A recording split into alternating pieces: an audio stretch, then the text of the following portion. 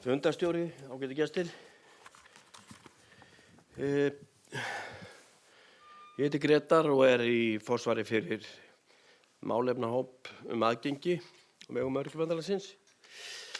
Nú þetta liggur nú á borðinu hjá okkur, þessi fíni bæklingur hér. Hefur nátt að standa hérna leiðbeinandi bæklingur algilda hönnun utandyra, að mínu viti. Það búið að leggja mikla vinnu, þessi formaður kom inn á áðan í þennan bækling og sá sem situr hér meira hægri hönd, hann hélt utan þetta og svo félagar mínir í nefndinni, við komum að þessu líka. Afskaplega stolt af þessum bæklingi og hún verður fylgt eftir. Nú ekki að tala niður skýrslur almennt, en eins og við vitum þegar verið að gefa út skýrslur alls konar hluti, mjög góðar skýrslur, þá lifa þær svona kannski í, það gott ef að lifa mánuðinn.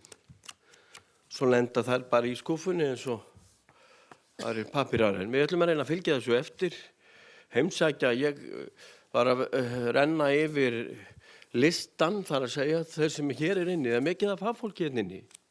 Og þetta málþing var einmitt sett á laggirnar til að fá fagfólki hérna í samtal þetta og heyra ykkar sjónarmið líka. Og ég, eins og verkís, og ég sé að þau eru að vinna mjög gott verk og Vegagerðin líka og margir að vinna gott verk og við viljum leggja eitthvað í pókið og þetta það sem við viljum leggja ykkur lið með. Það þessi bæklingur hér, mikið að myndum, hann stórt letur og ég var að prófa það hérna á leiðin áðan, hann passar afskaplega vel í hanskahólfið á bílnum. Þannig að það engin að komast hjá því að vera ekki með bæklingin. Ef fólk strandar með einhverja hluti, þá þetta ósköp aðgengilegt til uppfléttunar og myndi væntanlega spara mikið fyrir, eins og sást nú á myndunni hérna sem hún var að sýna frá Vegagerðinni með hurðina og annað slíkt. Það vantaði ekki að merkingarnar voru fallegar, blái liturinn og hjólastólamerkið, en drótti minn dýr, það var ekki nokkulega að komast framhjá einu, en gott og vel. Þetta nú svona það sem ég vildi byrja með, en þess við gátum áðan, þá þessi bæklingur bara búið að vinna í honum í ár og þetta afraksturinn. Og það kom nú reyndar og það við erum átt okkur á því sjálf og allir aðgengi snýst ekki bara hjólastól. Það svo margt annað sem að, og eins og hún kom nú inn á þarna í sín fyrstu verkis að þetta snýr að öllum. Þetta bara allir, það fólk með barnavagna, það var miklu erfiðara vik heldur til dæmis ég á þessari ellinöðru sem vorum að tala hérna áðan og mikið á henni að þeysast hér öllum til amáleiðinda. Nei, ég segi svona að þá þetta bara staðreyndin að þegar maður að mæta fólki þetta fennum ekki rætt, þá víkur fólk nánast út á götu. Af því að margir af þessum stígum eru mjög ekki nógu breiðir, við skulum bara hafa það eins og það og gamlir og úr sig gengnir og annað slíkt.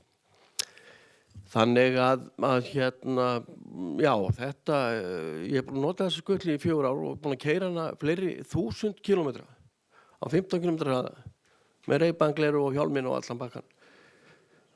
Og þetta alveg, og þið vitið það, ágætu gestir, að þeim hefur fjölgað mikið, þessu rafskötum sem betur fer. Fólk að fatta það að það getur notið þess að vera út eins og hver annar. En svo ég snúi mér nú á bæklingnum, þá alltaf gott að lesa upp úr samningi Sameinuðu þjóðanna. Ég ætla að lesa 9. greinina sem í samningnum og hún fjallar réttindi fatlaðs fólks. Þar segir að aðildarríkin, þar á meðal Ísland, skuli tryggja fötluðu fólki aðgang að hinu efnislega umhverfi og ryðja úr vegi hindrunum sem hefta aðgengi og ná meðal annars til bygginga, vega, samgangna og annarra aðstöðu innan þeirra sem utan. Þetta tekið beint upp úr samningnum og eftir þessu samningi verðum við að fara að vinna.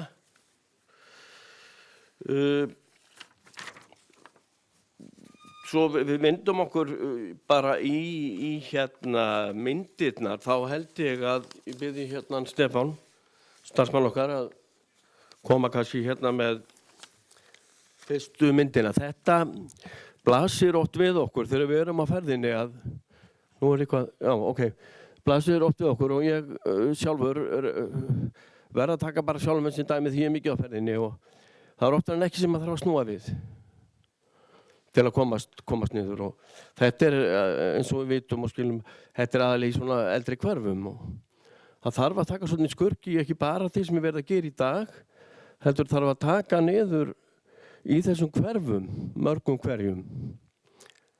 Þetta svona lýsandi dæmi fyrir það, já, og þetta heftlandi fyrir, ég tala ekki sjónskerta og blinda og annað slíkt. Síðan erum við með, séð svo illa á myndirnar hjá þér, Stefán, en þetta nú gott dæmi svona, hvað að segja, já, þarna allt einhvern veginn vitlaust gert. Þessi myndir tekin, það 4 atriði þarna sem það nú bíll. Það staðsettur þarna skilti búið að koma út, þarna búið að planta niður blómakeri á leiðarlínu fyrir blinda. Þannig að hann myndi nú lenda bara ofan í kerinu sennilega, ef hann var á ferðinni. Þannig að ég ekki að segja að þetta sé lýsandi dæmi fyrir hlutina, en svona þetta samt. Menn og fólk að reka sig á þessar hindranir. Nú, það var nú komið inn á þetta með sem staðla hér á Norðurlöndunum með breidd á þessum göngustígum. Við getum alveg hjálpað ykkur í því að finna það út. Það kemur nú reyndar þarna fram þegar að mætast þar að segja það þarf að vera nægileg breidd á gönguleið þannig að fólk þurfi ekki að rekjast út í umferðina. Fólk á að geta gengið samsíða eða sem næst á gönguleið til að mynda maður í hjólastól og kona eða, já, með barnavagn til að mynda að það sé að mætast. Og þá erum við að tala 1,50 að breidd, ef það á að ganga. Að kosti verður annar aðilinn að hægja á sér og jafnvel stoppa til að hleypa hinu framhjá. Ég að detta út? Nei, ok. Og síðan það ef að 2 hjólastólar mætast, þá þarf þetta að vera 1,80. Og eins líka ef að hjólastöndin eru samsíða og eru bara 2 félagar á ferðinni, að þá þarf það að vera þannig. Það svona okkar hérna niðurstaða. Já, það var bara næsta mynd. Nú það var komið inn á þetta með gróðurinn hjá Verkís og þeir eru greinilega eitthvað að vinna í því að taka tillit til þess. Fólk einmitt þegar komið aftur af fólki sem sjóndapurt eða blind að hérna þá getur gróður verið hamlandi, hann vex í allar áttir, hann næri út á gangstéttar og annað slíkt. Og þetta getur valdi bara slysum, sem ég svona, já, það þurfti að passa sig í sumum hverfum á þessum lággróðri.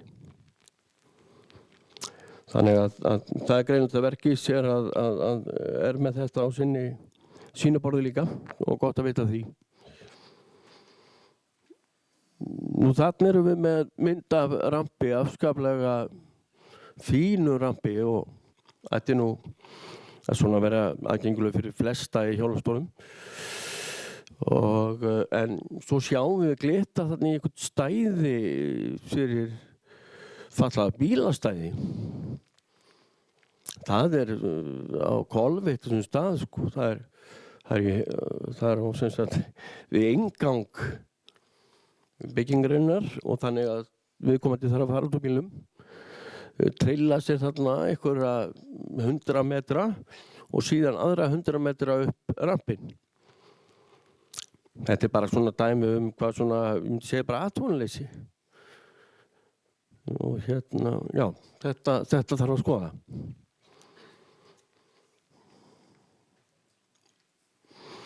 Nú þessi mynd sýnir, aðgengið afskaplega gott, svona við fyrstu sýn og kannski finnst fólk sér ekkert hvað það athugavert við þessa mynd, en það sem athugavert við þessa mynd leiðarlínan sem liggur þarna skáhallt, skáhallt þarna nálægt göngubrautinni. Þarna nálægt verið að beina fólki bara út í umferðina.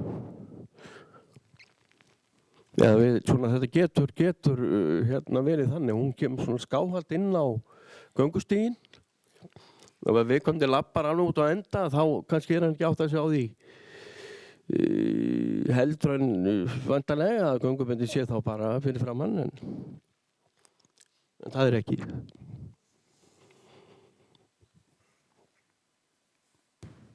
Og þarna komum við að snjófínir í sko. Ég asnaðist út á skutlunni fyrir 4 dögum og festi mig bara 3 svar. Einu sinni á gönguljósum, þar bara hékki í lausu lofti. Ég ætlaði svona að taka þetta á ferðinni en þá var komið gult. Þannig að ég bara sleppti öllu og snarinn eldi niður og vaggaði þarna. Það rauk út þarna fullt af liði og ítti kallinum. Þannig að þetta á ekki bara við okkur falla, þetta á við alla með snjóinn þegar það verið að ryðja snjó. Þá eru gönguleiðir bara mjög heftar fyrir alla. Þannig að já, svona lýsum dæmi því sko. Þetta var skemmtilegt. Og svo komum við að þessu. Þetta mynd lætur svo sem ekki mikið yfir sér þannig.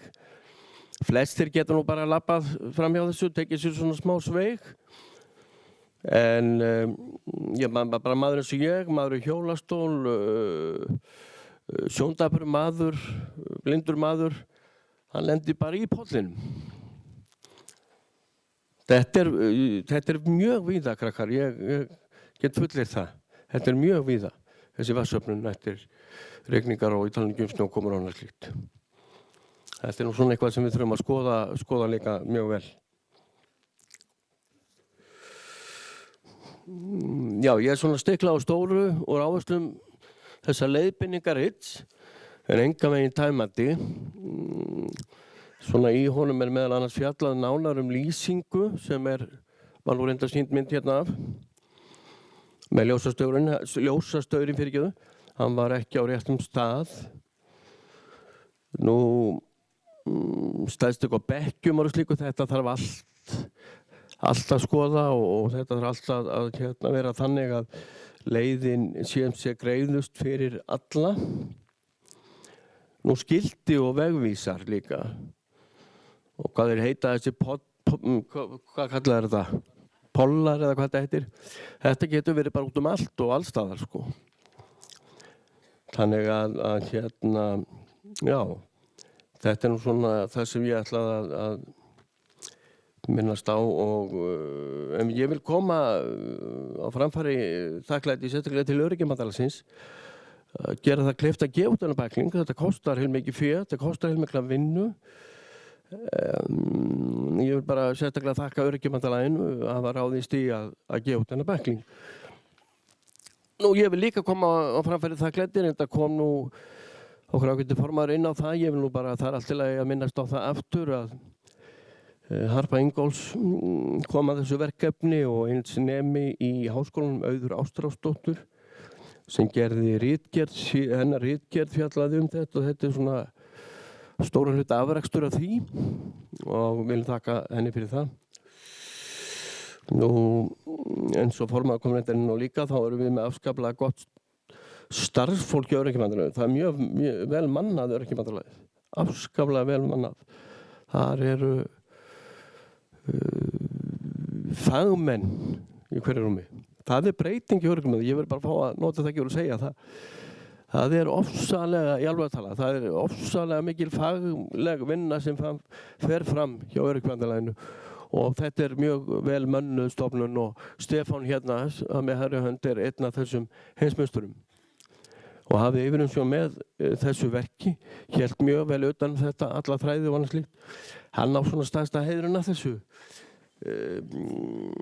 En bara að lokum þá vil ég taka fyrir gott hljóð og hérna, eins og ég sagði áðan og þeir komið inn á bæði á Verkís og Vegagerðinni að þið vilja eiga samtal við okkur og við ykkur og við getum haft alltaf með þennan, nú getum við haft með okkur bæklinginn þegar við hittumst og farið yfir stöðuna. Takk fyrir mig.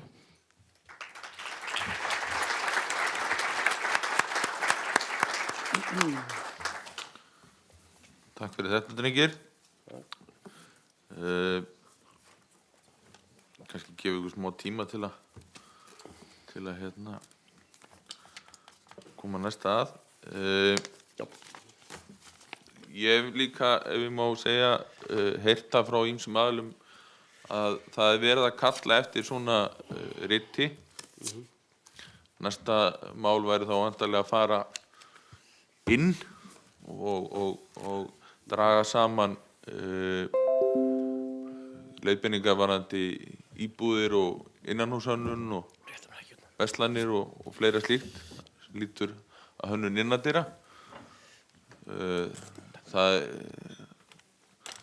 Ég heyrði í gær að hérna íbúðir, það er að segja litlar íbúðir eins og þær eru skilgreindar, þær fara alltaf samt sístækkandi. Það farið úr hérna tæpum 60 fermetrum yfir held í 78 fermetra. Það er að segja ef það er 1 svefnherbergi og stofa, sem kallaði 2 herbergja íbúð og hérna sem er svolítið sérstakt.